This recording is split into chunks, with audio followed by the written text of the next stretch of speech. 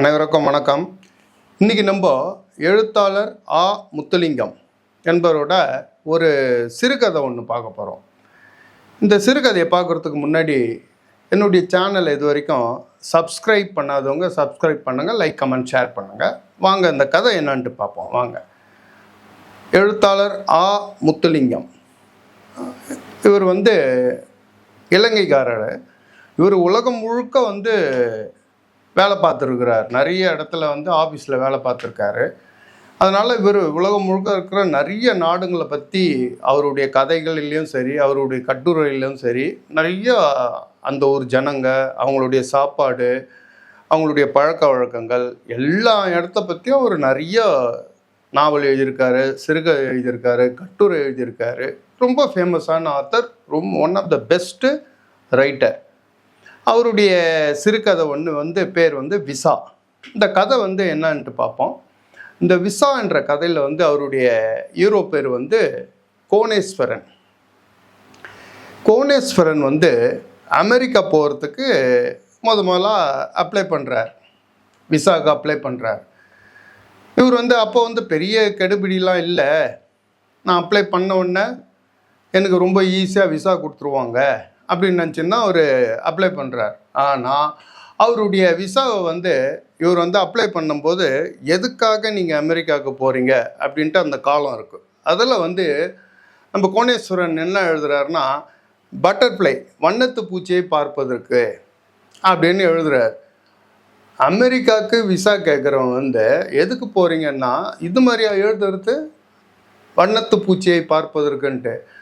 அங்கே அந்த விசா கொடுக்குற ஆஃபீஸில் இவருடைய அப்ளிகேஷனை பார்த்துட்டு விழுந்து சிரித்து கடைசியில் என்ன பண்ணுறாங்க, இவருடைய விசா ரிஜெக்ட் ஆகிடுது.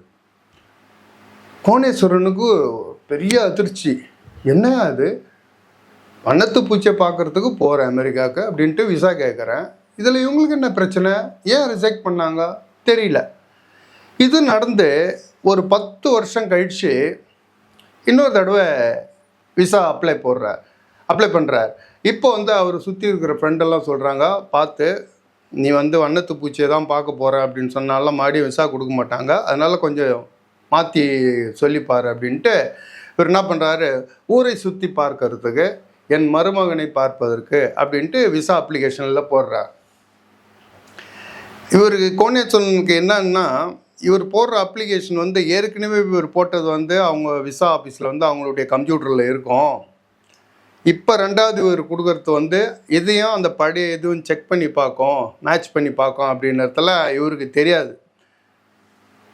இப்போ இவர் ரெண்டாவது கொடுக்குற விசா அப்ளிகேஷனையும் அந்த முதல்ல இவர் 10 வருஷத்துக்கு முன்னே கொடுத்தாரும் பாருங்கள், அதுதான் அந்த விசா ஆஃபீஸில் இருக்கிற அந்த கம்ப்யூட்டர் ரெண்டும் மேட்ச் பண்ணி பார்த்துட்டு அந்த முதல்ல இவர் போட்டது இவர் இதையும் பார்த்துட்டு மறுபடியும் ரெண்டாவது டைமாக ரிஜெக்ட் பண்ணிடுது. இப்போது கோணேஸ்வரனுக்கு பெரிய அதிர்ச்சி. என்ன அது, 10 வருஷம் கழிச்சு ரெண்டாவது டைம் நான் அப்ளை பண்ணேன், இப்பயும் இது ஆயிடுச்சுன்னொன்னே அவருடைய ஃப்ரெண்டெல்லாம் யாரோ உன்னை பற்றி தப்பாக எழுதி போட்டிருப்பாங்க விசா ஆஃபீஸுக்கு, அதனால தான் உனக்கு கேன்சல் ஆகிடுச்சு, சரி கூட பார்த்துக்கலாம் அப்படின்னு. இப்போ ஆக்சுவலாக பார்த்தா கோணேஸ்வரனுக்கு என்ன வேலை, அவருன்னா விசா எழுதி போட்டது தான் அவருக்கு வேலையா அப்படின்னா, கோணேஸ்வரனுக்கு ஒரு ஸ்கூலில் கணக்கு வாத்தியார். ஸ்கூலில் கணக்கு வாத்தியாராக இருந்தாலும் அவருக்கு இந்த பட்டாம்பூச்சி மேலே ஒரு மிகப்பெரிய மோகம். ஸ்கூலில் கணக்கு வாத்தியாரை கணக்கு போட்டு அந்த பாடம் நடத்திக்கிட்டே இருப்பாராம் பசங்களுக்கு. அந்த நேரம் பார்த்து ஜன்னல் வழியாக ஒரு நாள் இந்த வனத்து பூச்சி வந்துடுச்சான். அதை பார்த்துக்கிட்டே என்ன பண்ணார், டஸ்டர் சாக் பீஸ் எல்லாத்தையும் அங்கேயே போட்டு அது பின்னாடியே போயிட்டார் அப்படின்னு சொல்கிறாங்க. அவர் எல்லாம் கம்ப்ளைண்ட் பண்ணியிருக்கிறாங்க ஹெச்எம் கிட்ட. அந்த மாதிரியான ஒரு வண்ணத்து பூச்சி மேலே அப்படியே ஒரு மோகம் இருக்குது. ஆனால் அவருக்கு வண்ணத்து பூச்சி மட்டும் இல்லாமல் இயற்கை பிரியர். அவர் இயற்கை மேலே அப்படி ஒரு மோகமான ஆள். இப்போ உதாரணத்துக்கு ஸ்கூல் முடிச்சுட்டு வீட்டுக்கு போகிற வழியில் ஒரு வாழை மரம் கொலை தள்ளி இருக்குது. அதை பார்க்கும்போது கூட அப்படியே வேப்பாக பார்ப்பாராம். ஒரு சாதாரண வாழை மரம் அது எப்படி அது இவ்வளோ வெயிட்டை தாங்குமா அப்படின்ட்டு நம்ம பார்க்குறோம். ஆனால் அந்த வாழை மரத்துக்குள்ளேருந்து இவ்வளோ பெரிய கொலை தள்ளி நிற்குதுன்னு அதை ரொம்ப அதிசயமாக பார்ப்பறான். அப்புறம் முதல்லாம் மழை வருதுன்னு வச்சுங்க, அன்றைக்கி சாயந்தரம் இருட்டின் மழை வருதுன்னா அந்த மழையினுடைய துளி மேலே படும்போது அதை அப்படியே பார்த்து மறந்து போவாராம். இப்படியெல்லாம் ஒரு நல்ல மனுஷன். ஆள் தான் பார்க்கறதுக்கு முன்ன பின்ன இருந்தாலும் இவர்கிட்ட இருக்கிற ஒரே ஒரு பழக்கம், அந்த பழக்கம் வினோதமான பழக்கம்னா அந்த வண்ணத்து பூச்சியை தேடுறது. காரணம் வந்து இவர் 3 வயசாக இருக்கும்போதே அவங்க அம்மா வந்து இடுப்பில் உட்கார வச்சுக்கின்னு அந்த வண்ணத்து பூச்சியை காமிச்சு காமிச்சு தான் சோறு ஊட்டுவாங்களாம். அதுலேயே அவருக்கு அந்த வண்ணத்து பூச்சி மேலே ஒரு எஃபெக்ட் ஏற்பட்டு அதுக்கப்புறம் அவர் பெருசாகி கூட வண்ணத்து பூச்சியை தான் என்ன பண்ணுவோம் துரத்தி துரத்தி பிடிச்சி அதை பாடம் பண்ணிலாம் வைக்கிறதுக்கு ஒரு 10-12 வயசுலேயே கற்றுக்கிட்டாராம். எப்படி சேகரிக்கிறது, எப்படி பிடிக்கிறது, அந்த வலையை தூக்கிட்டு ஓடுவாராம். 20 வயசு இருக்கும்போது ஏறக்குறைய ஒரு 1000 வண்ணத்து பூச்சியை வந்து இவர் சேகரித்து வச்சிருக்கிறார்.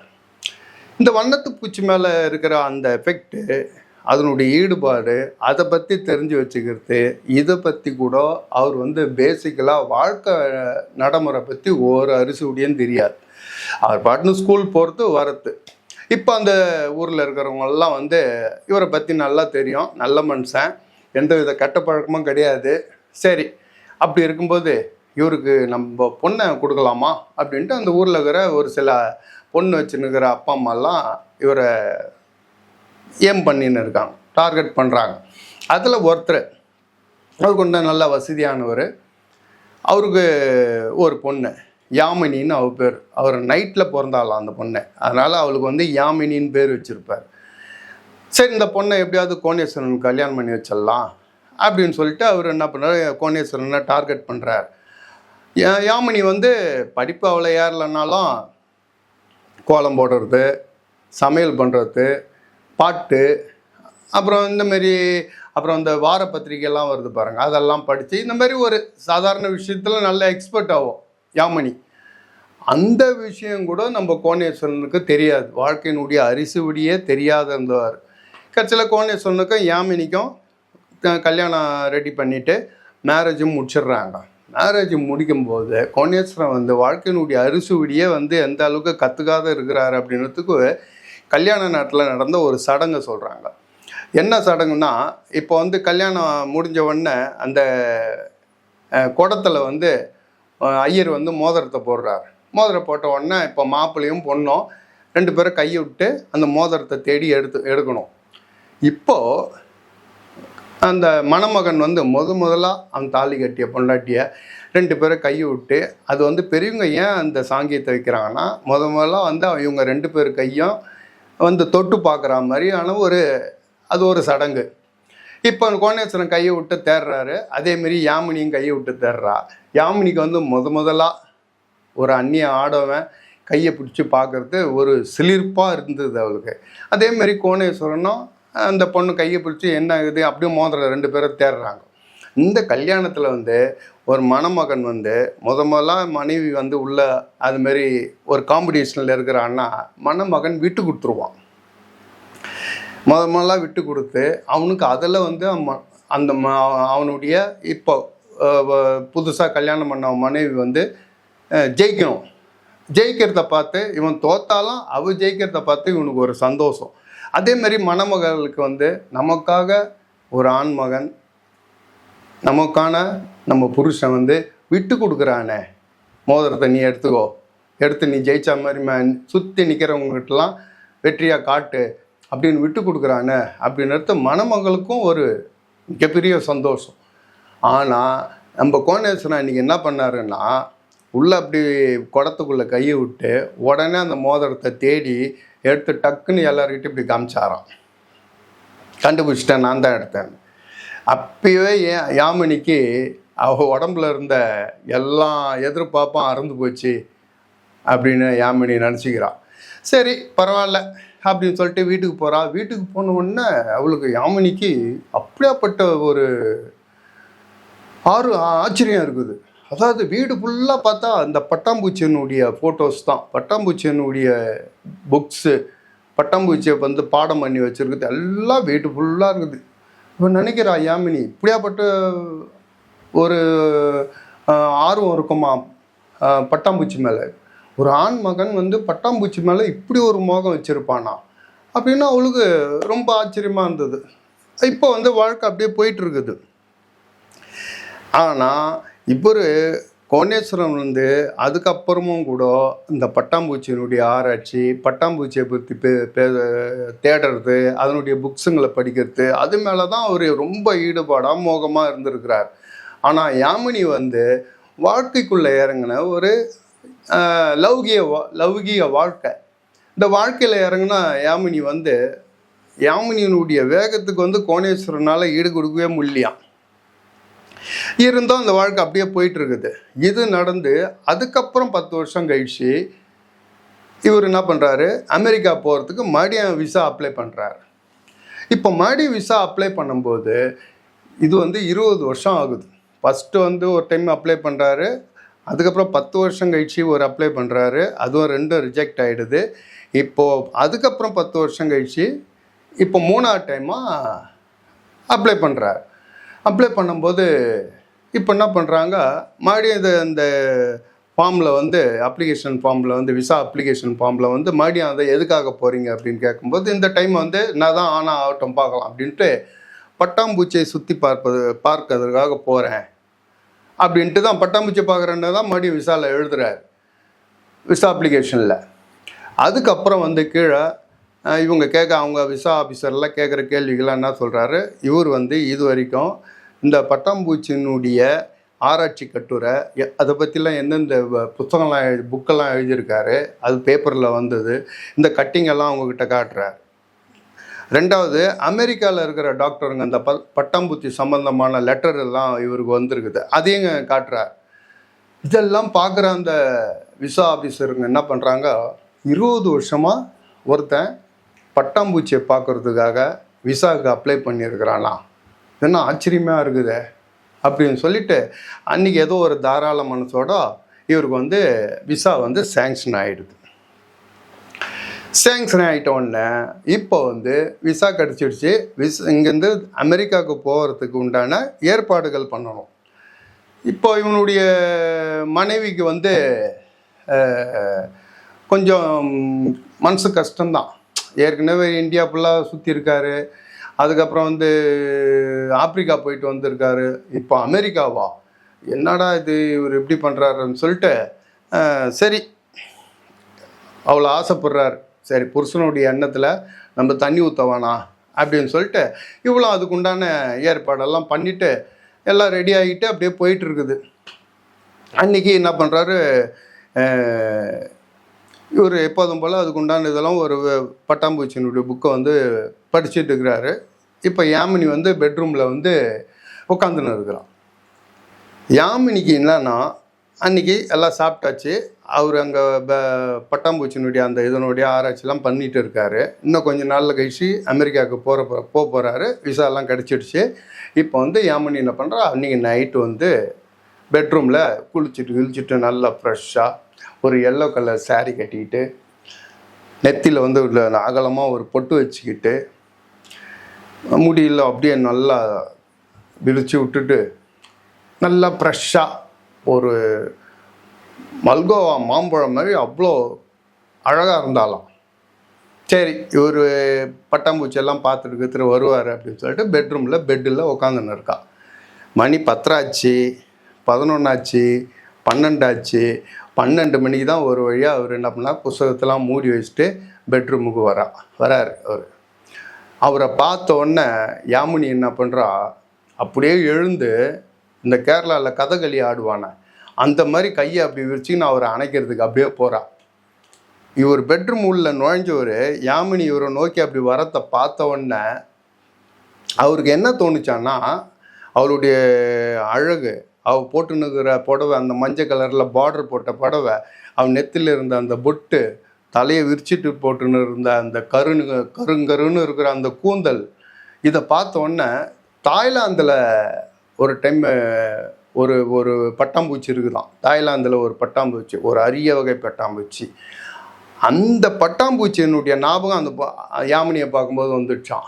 அந்த பட்டாம்பூச்சி பேர் என்ன அப்படின்னு உடனே நான் பண்ணியிருக்கேன், அந்த பேரை பார்க்கணும் அப்படின்னு சொல்லிட்டு அவள் வந்தா பாருங்க, அவளை அப்படியே போட்டபடி அப்படியே விட்டுட்டு மறுபடியும் அந்த ரூமில் போயிட்டு அந்த தாய்லாந்து பட்டாம்பூச்சின்னு பேர் என்னான்னு பார்க்கறதுக்கு போய் உக்காண்டாராம்.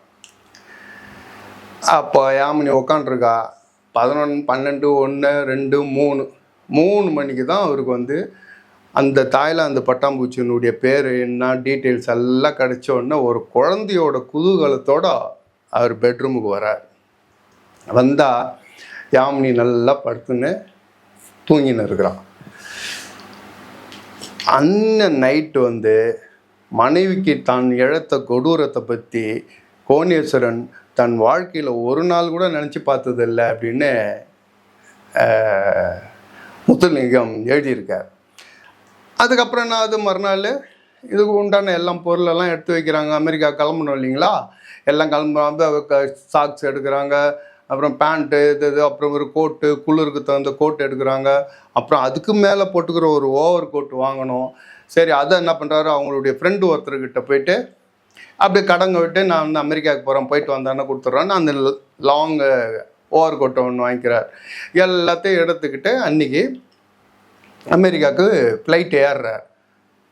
இப்போ அமெரிக்காவுக்கு ஃப்ளைட்டு ஏறி அந்த ஃப்ளைட்டில் உட்காந்த உடனே இவருக்கு வந்து ஒரு பெரிய சந்தோஷம். இதோ வரேன், நான் ரொம்ப நாளாக பார்க்கணும்னு நினச்சிட்டு இருந்த அந்த அரிய வகை பட்டாம்பூச்சியை இன்னும் நான் கொஞ்ச நேரத்தில் பார்க்க போகிறேன் அப்படின்னு ஃப்ளைட்டில் வரும்போது, எப்போ போய் இந்த ஃப்ளைட்டு போய் அமெரிக்காவில் இறங்கும், எப்போ நான் அந்த வண்ணத்து பூச்சியை பார்க்க போகிறேன் அப்படின்னு அப்படி ஒரு ஆர்வத்தோட ஒரு நந்தனார் வந்து சிதம்பரத்தில் இருக்கிற நடராஜ தரிசிக்கிறதுக்காக அவ்வளோ ஆவலாக இருப்பாராம். அங்கேருந்து கால்நடையாக நடந்து சிதம்பரத்துக்கு வந்தாராம்.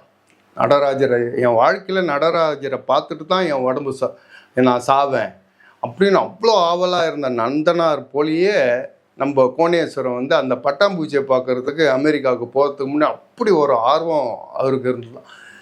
போய் ஃப்ளைட்டு போய் இறங்குது.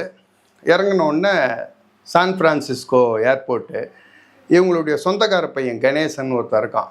அவன் தான் வெயிட் பண்ணுறான் இவரை கூட்டுன்னு போகிறதுக்காக.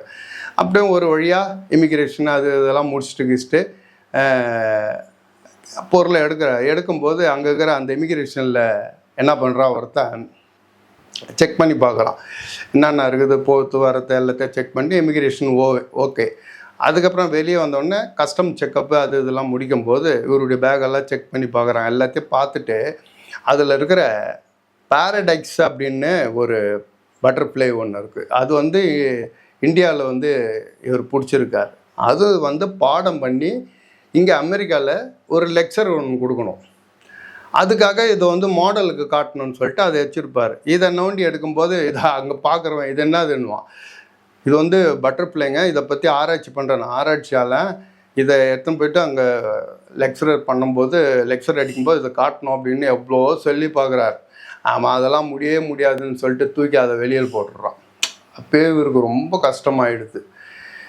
என்ன இதை கொஞ்சம் கூட புரிஞ்சிக்காத இருக்காங்களே, நமக்கு விசா கொடுக்கறதுக்கு தான் இப்படி டிலே பண்ணாங்க, அங்கேருந்து வந்து ஒரு இதுக்கு ஒரு எக்ஸாம்பிள் காட்டுறதுக்கு கூட இது பண்ணுறான் பாரு. சரின்ட்டு அதுலேயே என்ன பண்ணுறாரு, வெளியில் வராரு, எல்லாம் முடிச்சுட்டு வெளியே வராரு. கணேசன் நின்று இருக்கான். யாமினி வந்து லெட்டர்லேயே வந்து கோணேஸ்வரம் எப்படி இருப்பார் அப்படின்னு சொல்லிட்டு லெட்டரில் போட்டிருப்பான். அதை பார்த்தது சரி ஓரளவு கண்டுபிடிச்சி ஒரு லாங்காக அந்த கோட்டை போட்டுக்குன்னா நடக்க முடியாதுன்னு நடந்து வராரு.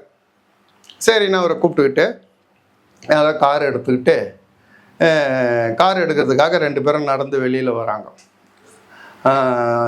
தம்பி நீங்கள் தான் கணேசனா அப்படின்னு.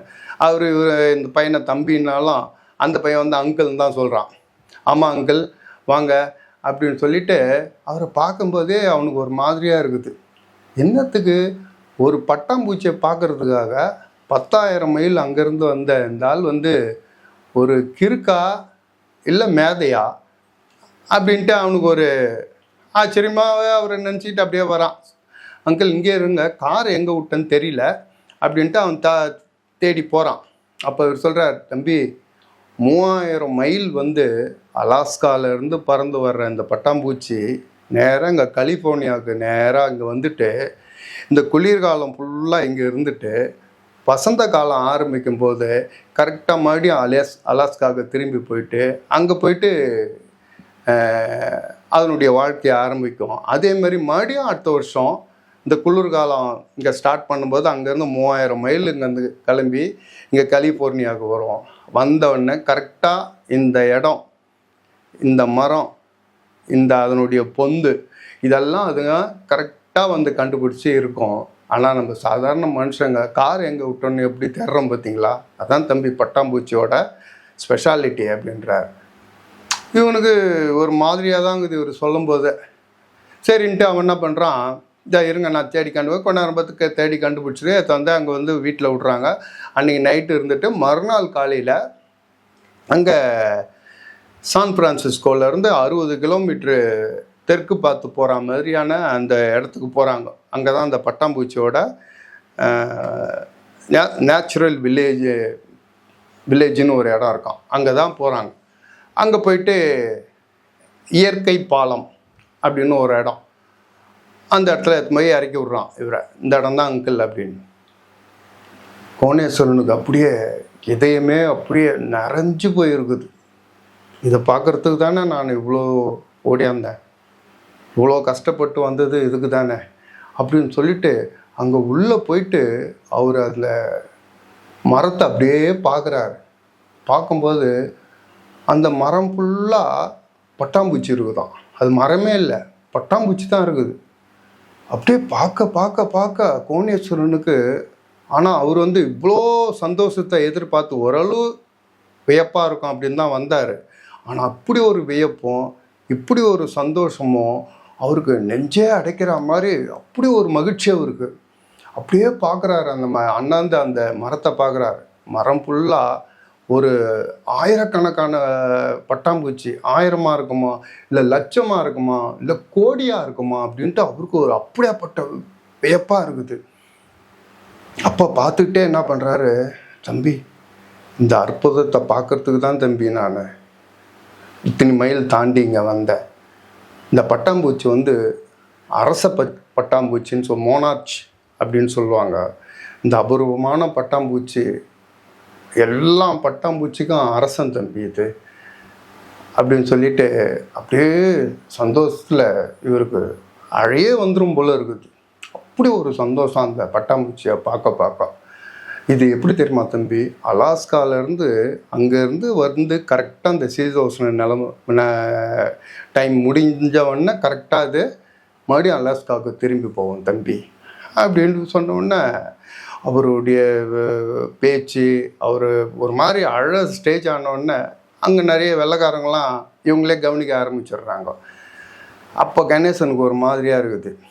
சரி சார், நீங்கள் இங்கே உக்காண்ட்ருங்க, நான் போய் குடிக்கிறதுக்குங்கன்னா கோக்கை நான் வாங்கிட்டு வரேன் அப்படின்னு சொல்லிவிட்டு அவன் வெளியில் அப்படியே போகிறான். அந்த கடைக்கு கோக்கோ வாங்கிட்டு வரதுக்காக போகிறான். இவர் அப்படியே உக்காந்துக்கிட்டு அப்படியே அந்த மரத்தை அண்ணாந்து பார்க்குறாரு. இந்த ஒரு அதிசயத்தை பார்க்குறதுக்காக நான் இவ்வளோ தூரம் வந்தேன். ஆனால் எனக்கு இந்த நந்தனார் தான் எனக்கு ஞாபகத்துக்கு வருது. நந்தனார் வந்து சிதம்பரத்தில் போய் நடராஜரை பார்க்குறதுக்கு அவரை எல்லாரும் பைத்தியம் அது இதுன்னு எப்படியெல்லாம் கேலி பண்ணாங்க. ஆனாலும் நந்தனார் தன் வாழ்க்கையில் சிதம்பரத்துக்கு போய் நடராஜருடைய தரிசனம் பார்க்காம நான் சாக மாட்டேன் அப்படின்னு சொல்லிட்டு அவர் எவ்வளோ கேலி எவ்வளோ கிண்டல் அவர் தாங்கிக்கிட்டார். அவர் உடம்புல உயிர் இருந்ததே நடராஜரை பார்க்குறதுக்கு தான். என் உயிர் போகிறதுக்குள்ளே பார்க்காம நான் சாக மாட்டேன்னு சொல்லிவிட்டு அந்த உயிரை அவர் தக்க வச்சுட்டு கடைசியாக நடராஜரை போய் பார்த்தாரு. அதுக்கு முன்னால் அவர் எவ்வளோ கேலியும் கிண்டலும் அடைஞ்சார். அதேமாரி கேலியும் கிண்டலும் சிறுமையும் அவமானமும் நான் இந்த விசா வாங்கிறதுக்கு என்னை எவ்வளோ கிண்டல் பண்ணாங்க. ஆனால் அவ்வளவும் நான் பட்ட கஷ்டங்கள், நான் பட்ட அவமானம்லாம் எனக்கு ஒரு நிமிஷத்தில் பஞ்சாக போயிடுச்சு. இதை பார்க்கும்போது இதெல்லாம் ஏன் இவ்வளோ கெடுபிடி பண்ணணும்? ஒரு பட்டாம்பூச்சை பார்க்குறதுக்காக ஒருத்தன் வரான் அப்படின்னா அவனை ஏன் வந்து அலோவ் பண்ண மாட்டேன்றாங்க? இது விசா வாங்க, அது வாங்க, உனக்கு ரிஜெக்ட் கிடையாது, போகக்கூடாது அப்படி இப்படின்ட்டு. இந்த பட்டாம்பூச்சி அங்கேருந்து 3000 மைல் அங்கேருந்து பறந்து வந்து கலிஃபோர்னியாவுக்கு வருது. பட்டாம்பூச்சின்னா வந்து உங்களுக்கு விசா வாங்கிக்கணும் வருது. அதுங்களுக்குலாம் இருக்கிற சுதந்திரம் ஏன் மனுஷனுக்கு இல்லை? வாஸ்கோட காமாவும் கொலம்பஸும் இந்த ஊரெல்லாம் கண்டுபிடிச்சி இந்த உலகத்தை வந்து விரிவுபடுத்தினாங்களே, அவங்களெல்லாம் என்ன விசா வச்சுக்கின்னு தான் எல்லாரையும் விடணும் அப்படின்னு சொல்லிட்டு அந்த உலகத்தை கண்டுபிடிச்சி விரிவுபடுத்தினாங்க. ஆனால் மனுஷங்க தான் என்ன பண்ணுறாங்க, ஒரு நாட்டுக்கு ஒரு நாடு வந்து வேலியை போட்டு இந்த வேலியிலேருந்து அந்த வேலிக்கு போகிறதுக்கு கம்பி விசா வாங்கணும், அதை வாங்கணும், இதை வாங்கணும்னு சொல்லிட்டு நாட்டுக்குள்ளேயே பிரித்து மனுஷனுடைய சுதந்திரத்தை பறிக்கிறாங்களே இந்த விசான்ற பேரில். இது எவ்வளோ தப்பு இது. இமயமலையும் சகாரா பாலைவனத்தையும் அமேசான் காடுகளையும் நயாகரா நீர்வீழ்ச்சியும் இதெல்லாம் இயற்கையோட அற்புதங்கள். இதெல்லாம் வந்து அவ்வளோ விசேஷமான ஒரு தெய்வீகமான இடம். இதை போய் பார்க்கறதுக்கு ஒரு மனுஷனை மறுத்து நீ விசா வாங்கின்னு தான் போகணும் அப்படின்னு சொல்லி கவர்மெண்ட்டை வந்து சொல்கிறது எவ்வளோ பெரிய கொடுமை அப்படின்னு சொல்லிட்டு அப்படியே அந்த மரத்தையே பார்த்து இதெல்லாம் மனசில் அப்படியே நினச்சிக்கிட்டே அப்படியே உட்காந்து அந்த பட்டாம்பூச்சிங்களே பார்த்து சந்தோஷமாக உட்காண்ட்ருக்காரு. அப்போ திடீர்னு மரத்தில் இருந்து ஒரு பட்டாம்பூச்சி, அந்த மோனாச்சா அரசப்பட்டா எல்லாம் அங்கே இருக்கிறது எல்லாமே அரச பட்டாம்பூச்சி தான். அதில் ஒரு பட்டாம்பூச்சி சரேல்னு இறங்கி வந்து மொல்லமாக அவர்கிட்ட வந்து இந்த இடது கண்ணில் என்ன பண்ணுது, அப்படியே வந்து ஒரு தட்டிட்டு மறுபடியும் அப்படியே பறந்து மறைஞ்சிடுது. இவருக்கு உடம்பு அப்படியே சிலுத்து போச்சு. அப்படியே இவ்வளோ தூரம் கஷ்டப்பட்டு நம்மளை தேடின்னு ஒருத்தன் வந்தான் அப்படின்ட்டு என்னை வரவேற்கிறதுக்காக அப்படி வந்துதா, என்னை வரவேற்கிறதுக்காக மரத்து மேலேருந்து கீழே இறங்கி வந்து எனக்கு முத்தம் கொடுத்துட்டு போச்சோ அந்த வண்ணத்தை பூச்சி அப்படின்னு சொல்லிட்டு இவர் அப்படியே ஒரு மகிழ்ச்சியும் சந்தோஷமும் அப்படியே திக்கு முக்கு ஆடி இவருக்கு உடம்பெல்லாம் அப்படியே நடுங்கி போயிடுது. அந்த நடுக்கத்தில் மகிழ்ச்சியும் வேர்வையும் உடம்பு ஃபுல்லாக அப்படியே பரவி அவர் உள்ளே போட்டுக்கணுங்கிற அந்த ட்ரெஸ் எல்லாம் வேர்வையில் அப்படியே தொப்பையாக நனைஞ்சா மாதிரி ஆயிடுதான். அப்படியே உட்காந்துன்னு இருக்கிறார். என்ன ஒரு அதிசயம் அப்படின்னு சொல்லிட்டு அப்பா அவன் கோக்கு வாங்கிறதுக்கு போனான்பா கணேசன். திரும்பி வரான். திரும்பி வந்தோடனே சார் கொஞ்சம் கோக்கு குடிங்க சார் அப்படின்னு. சரின்ட்டு தம்பி இந்த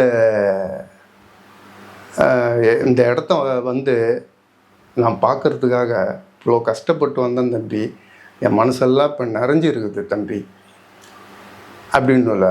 சரி சார் நீங்கள் கொஞ்சம் குடிங்க அப்படின்னோடனே அப்புறம் குடிச்சிட்டு கொண்டாடும் போது நம்ம கிளம்பலாமா சார் அப்படின்னா அப்படியே இவரால் ஒரே உடம்பெல்லாம் அப்படியே தள்ளாட ஆரம்பிச்சிடுது. அவ்வளோ ஒரு மாதிரியாக ஆயிடுறாரு. அந்த பட்டாம்பூச்சி மேலேருந்து கீழே இறங்கி வந்து அவருக்கு ஒரு முத்தம் கொடுத்துட்டு போன மாதிரி பண்ணவொடனே அப்போ அவன் கேட்குறான் அந்த பையன், சார் இங்கேருந்து இவ்வளோ தூரம் வந்தீங்க பார்த்துட்டீங்க, இங்கேருந்து போகும்போது ஒரு பட்டாம்பூச்சியை பிடிச்சிட்டு போகலாமே அப்படின்னு. அதுக்கு அவர் சொல்கிறாரு, ஐயோ அது தப்பு தம்பி, நான் நிறைய பட்டாம்பூச்சி சேகரிச்சிருக்கிறேன், ஆனால் இந்த பட்டாம்பூச்சி வந்து பட்டாம்பூச்சிக்கெல்லாம் அரசன், அவன் யாருக்கும் தலை வணங்க மாட்டான். அப்படியாப்பட்டவன் மேலேருந்து இறங்கி வந்து அவனை பிடிச்சி அவனை சிறைப்படுத்தி எடுத்துன்னு போகிறது வந்து தப்பு தம்பி, அதெல்லாம் பண்ணக்கூடாது. நான் நிறைய சேகரித்து வச்சுருக்கேன், கலெக்ஷன் இருக்குது. இதை பிடிக்காமல் நான் விட்டுட்டு போனேன்னா தான் என்னுடைய கலெக்ஷன் வந்து பூர்த்தி ஆகுது தம்பி. ரெண்டாவது இந்த இடம் வந்து ஒரு கோயில் தம்பி. இந்த ஸ்தலம் வந்து அப்படியாப்பட்ட ஒரு புண்ணிய ஸ்தலம் தம்பி. அப்படியாப்பட்ட இடத்துல வந்து இப்போ உள்ள நம்ம செருப்பு போட்டுன்னு கூட வரக்கூடாது தம்பி. அப்படியாப்பட்ட புனிதம் அது. அந்த இடத்துல இருந்தெல்லாம் நம்ம பட்டாம்பூச்சை நான் எடுத்துன்னு போக மாட்டேன் அப்படி சொன்னோன்னே இவன் என்ன பண்ணுறான், மொல்லமாக ஒரு கைத்தாங்கெல்லாம் பிடிச்சி காருக்கு கொண்டு போகிறான். காருக்கு கொண்டுன்னு போகும்போது கோணேஸ்வரன் அப்படியே ஒரு செகண்ட் நின்று சொல்கிறாரு, தம்பி உலகம் ஃபுல்லாக இருக்கிற 180 நாடுக்கு வந்து விசா இருந்தால் தான் போக முடியும் அப்படின்றாங்க. ஆனால் விசா இல்லாமல் போகக்கூடிய ஒரு இடம் இருக்குது தெரியுமா தம்பி உங்களுக்கு அப்படின்னோடனே கணேசன் ஒன்றும் புரியல. அவரே அப்படியே முறைச்சி பார்க்குறான். அதுக்கு அவர் சொல்கிறார், விசா இல்லாமல் போகக்கூடிய ஒரே ஒரு இடம் எது தெரியுமா தம்பி அப்படின்னு சொல்லிட்டு இப்படி மேலே காட்டுறார். இந்த இடத்துக்கு மட்டும் போகிறதுக்கு விசா தேவையில்லை தம்பி அப்படின்னு சொல்லிட்டு இந்த இடத்த வந்து நான் பார்த்ததில் அவ்வளோ சந்தோஷத்தில் என்னால் திக்கு முக்காடி போயிட்டேன் தம்பி. இதுக்காக மறுபிறவி இன்னொரு பிறவி எடுத்தாலும் எடுக்கிறதுக்கு நான் தயாராக இருக்கேன், இந்த இடத்த வந்து மறுபடியும் பார்க்குறதுக்கு கூட அப்படின்னு சொல்லிட்டு காராண்ட போகிறாங்க 2 பேரும். காரை கிட்ட போக கோணேஸ்வரன் வந்து அது படிக்கும்போது ஒரு தமிழ் வாத்தியார் சொன்னது வந்து அவருக்கு மனசில் ஞாபகம் வருது. என்ன ஞாபகம்னா, வெளிச்சம் இருக்கும் பாருங்கள், அந்த வெளிச்சத்தில் தான் விட்டில் பூச்சி செத்து போயிடுமா. சவுண்டு சத்தம் இருக்கு பாருங்க, அந்த சத்தத்தில் வந்து அசுவப்பறவைன்னு ஒன்று இருக்கான், அசுனப்பறவை. அந்த அசுனப்பறவை வந்து அந்த சவுண்டு பார்த்து செத்து போயிடுமா, சுவையினால் மீன் செத்து போயிடுமா, நாத்தத்தினால வண்டு செத்து போயிடுமா. அதேமாரி ஸ்பரிசம், ஒரு தொட்டவொன்னே ஸ்பரிசம் இருக்குப்பா, அந்த பரிசத்தினால யார் தெரியுமா செத்து போயிடுவாங்க அப்படின்னு நினச்சி இவர் அப்படியே மனசில் யார் அவர் சொன்னது ஞாபகம் வரலையான்னு அப்படியே பார்த்துக்கிட்டே இருக்கும்போது இவங்க காருக்கு போயிடுறாங்க.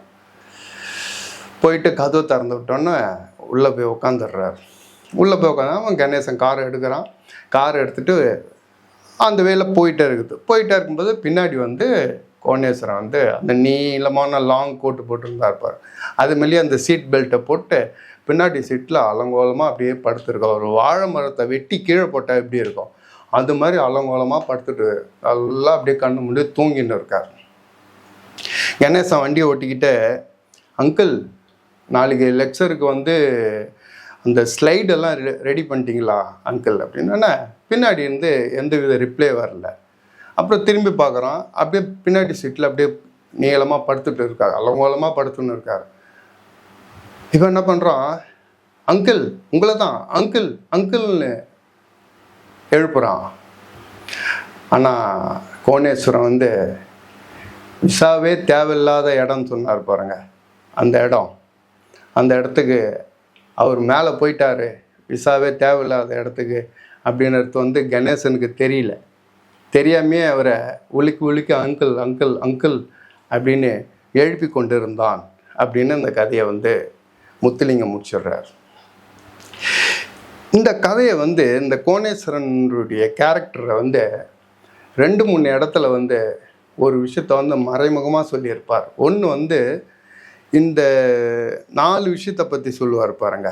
ஒலினால் விட்டில் பூச்சி செத்து போயிடும், சவுண்டுனால் அசுவப்பறவை செத்து போயிடும், சுவையினால் மீன் செத்து போயிடும், நாத்தத்தினால வண்டு செத்து போயிடும், ஸ்பரிசத்தால் அப்படின்றது வந்து அதுதான், ஸ்பரிசத்தால் மனுஷன் செத்து போயிடுவான் அப்படின்னு சொல்ல வர்றாரா என்னன்னு தெரில. அதை வந்து அந்த இடத்துல எழுதாதே விட்டுடுறார்.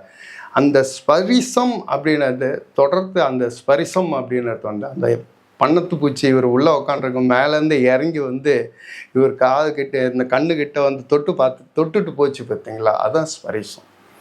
இதை வந்து அவர் விளக்கலை, நானாக வந்து இதை சொல்கிறேன். அந்த ஸ்பரிசத்தை ஏன் தொட்டுட்டு அந்த வண்ணத்து பூச்சி குறிப்பிட்ட இவர் மேலே மட்டும் தொட்டுட்டு போச்சுன்னா, அந்த வண்ணத்து பூச்சி மேலே இருக்கிற பேஷன் அவருக்கு, அந்த வண்ணத்து பூச்சிங்க மேலே இருக்கிற அந்த அன்பு, அந்த ஈடுபாடு, அதுக்காக அவர் வாழ்நாளையே அர்ப்பணிக்கிறார். அவருடைய சொந்த வாழ்க்கையில் வந்து அவர் வாழ்க்கையை எப்படி நடத்தணும், மனைவியை எப்படி ட்ரீட் பண்ணணும், நம்ம குழந்தைங்களை எப்படி ட்ரீட் பண்ணணும், அந்த விஷயத்துலாம் அந்த அரிசோடி அவருக்கு பெருசாக ஒன்றும் தெரியலைனாலும் இந்த வண்ணத்து பூச்சி அப்படின்றத வந்து அவர் வாழ்நாள் ஃபுல்லாக மனசார அதை வந்து அன்பு காட்டியிருக்கிறாரு. அப்படின்றதுனால தான் அந்த வண்ணத்து பூச்சி இறங்கி வந்து அந்த குறிப்பிட்ட அந்த கோணேஸ்வரன் இந்த மனுஷங்கிட்ட வந்து ஒரு தொட்டு பார்த்துட்டு போகும். ஏன்னா தொட்டு பார்த்துட்டு போனாலே அவர் செத்து போயிடுவார், அங்கே சாகணும். அவர் செத்து போகிறது ஏன் அந்த வண்ணத்து பூச்சி கேட்குதுன்னா, எங்களுக்காக இவ்வளோ இது பண்ணி வச்சு எங்களுக்காக வந்து நீ இவ்வளோ அன்பு வச்சுருக்க, நீ இதோட போதும் இந்த பூமியினுடைய வாழ்க்கை உனக்கு, நீ எங்கள் கூட வண்ணத்து பூச்சி மாதிரி எங்கள் கூட வந்து சேர்ந்துரு அப்படின்ட்டு தான் நீங்கள் கோணேஸ்வரனை வந்து ஒரு அரச பட்டாம்பூச்சி வந்து ஸ்பரிசம் பண்ணிட்டு போச்சோ அப்படின்ற மாதிரி தான் இதில் வந்து முத்துலிங்கம் வந்து மறைமுகமாக எழுதியிருக்கிறார். அது முடிஞ்ச உடனே வந்து அந்த வண்ணத்து பூச்சி வந்து தொட்டு போன உடனே ஒரு மகிழ்ச்சியில் வேர்வை உடம்பு ஃபுல்லாக நனைஞ்சிச்சின்னு எழுதியிருப்பார். அந்த இடத்துல வேறு எழுத்தாளராக இருந்தால் அந்த அதிர்ச்சியிலேயே அவருக்கு வந்து ஹார்ட் அட்டாக் வந்துடுச்சு, கணேசன் வந்து ஹாஸ்பிட்டலில் அட்மிட் பண்ணான் அப்படிலாம் எழுதிட்டு இருப்பாங்க. ஆனால் அது அந்த இடத்துல அவர் முத்துலிங்கம் மாஸ்டர் அதை சொல்லவே இல்லை. மகிழ்ச்சியும் வேர்வையும் அவர் உடம்ப ஈரமாக நனைத்து விட்டது. அந்த ஹார்ட் அட்டாக் பீரியடில் வந்து உடம்புலாம் வேர்வையில் நனைஞ்சிரும் பாருங்கள், அதை மறைமுகமாக ஒரு லைனு அதை எழுதியிருக்கார். அதை எழுதிட்டு அந்த இடத்துலையே அவர் வந்து 95% இறந்து போயிட்டார். அவர் உடம்புல வந்து சும்மா அப்படி பேசுறதுக்கு மட்டும்தான் ஒரே ஒரு வார்த்தை, 180 நாடுகளில் வந்து விசா தேவைப்படுது தம்பி, ஆனால் ஒரு நாட்டுக்கு ஒரு இடத்துக்கு மட்டும் விசா தேவையே இல்லை தம்பி, அது எங்கே தெரியுமா, மேலே அப்படின்னு சொல்லிட்டு காரில் வந்து உட்காந்த உடனே அவர் வந்து இறந்து போயிடுறார். இதை அப்படி மறைமுகமாக சொல்லி இந்த சிறுகதையை ஒரு மறக்க முடியாத கதையாக எழுதின முத்துலிங்கம் சாருக்கு என்னுடைய நன்றி. இந்த கதையை வந்து முத்துலிங்கம் ஒரு சிறுகதை தொகுப்பு இருக்குது, அதில் இந்த விசான் இந்த கதை இருக்குது. நீங்கள் அந்த புக்கில் படித்து பாருங்கள். நான் ஓரளவுக்கு சொல்லியிருக்கேன். நீங்கள் இருந்தாலும் அந்த புத்தகத்தை படிக்கும்போது ஒரு பெரிய சந்தோஷம் உங்களுக்கு ஏற்படும். நம்ம அடுத்த வீடியோவில் பார்ப்போம். பாய்.